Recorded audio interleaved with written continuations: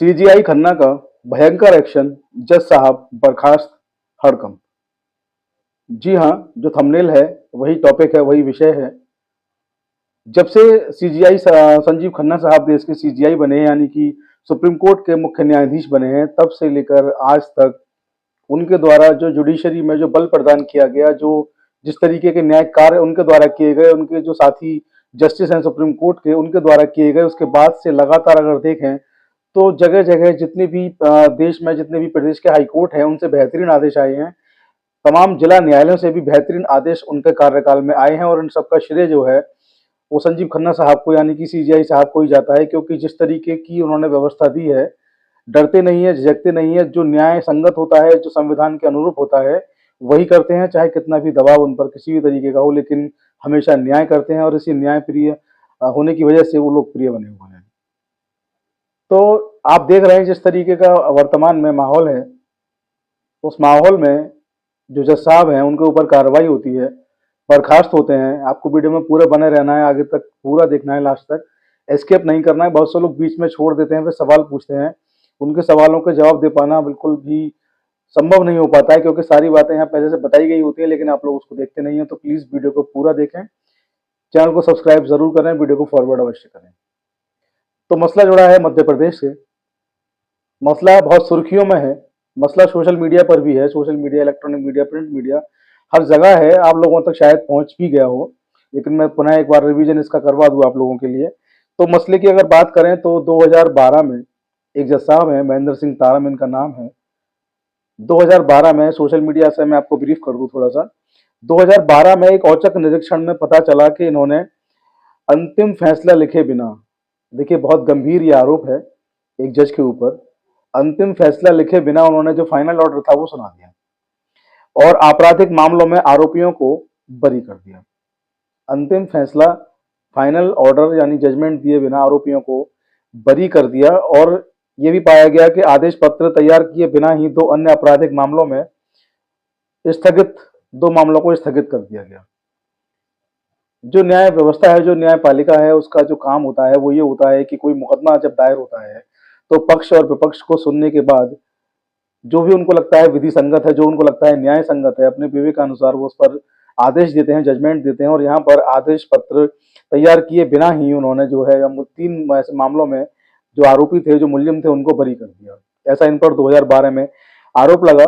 जब आरोप लगा तो इस आरोप की जांच हुई, और जांच में जो जांच अधिकारी बने उन्होंने इन आरोपों को सही पाया, और इनके खिलाफ लगे सभी 5 आरोपों को सही पाया, और इनके खिलाफ जो थी विभागीय चार्जशीट जो होती है वो दाखिल कर दी गई। जब दाखिल कर दी गई तो जो इनकी सेवा थी उसको समाप्त करने का निर्णय हुआ। इनकी सेवा को समाप्त कर दिया गया।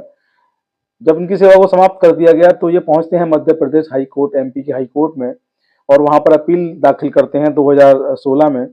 और जो इनकी बर्खास्तगी की गई थी 2016 में, उसको लेकर कहते हैं कि ये बर्खास्तगी गलत है, इसको पुनः सुना जाना चाहिए, इसको दोबारा से आप सुनिए। और इसको इसलिए भी आपको सुना जाना चाहिए कि ऐसे ही आरोप जो हैं किसी एक अन्य जज साहब पर भी लगे थे, लेकिन उनके साथ केवल ये हुआ था कि 2 माह का उनको जो वेतन था वो रोक दिया गया था, और उन्हें छोटी जो सजा थी वो उनको दी गई थी, बर्खास्त नहीं किया गया। तो कहते हैं अपने अपील में कि जब उनके साथ इस तरीके की बात हुई तो मुझे सीधे बर्खास्त क्यों किया गया। अपील का जो आधार था वो ये था।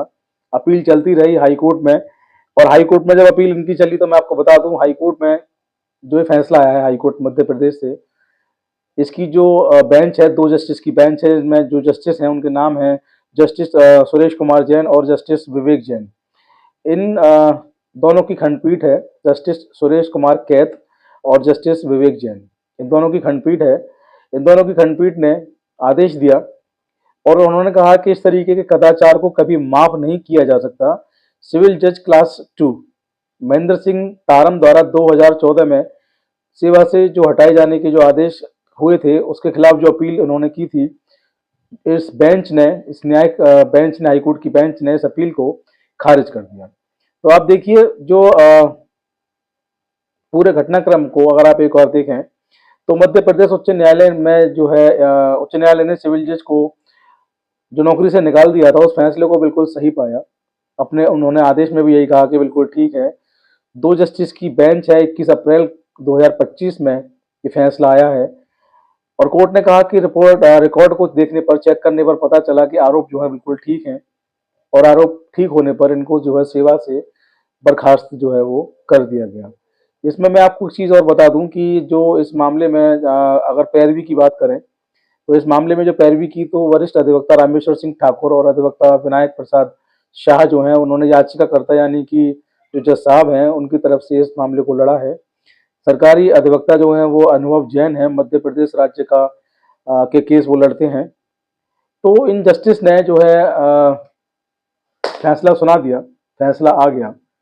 इसके साथ ही जब ये आदेश आया तो पूरे देश में एक आवाज़ और उठने लगी, और जो आवाज़ उठने लगी वो नई नहीं है, कुछ समय पहले से आवाज़ लगातार उठती चली आ रही है।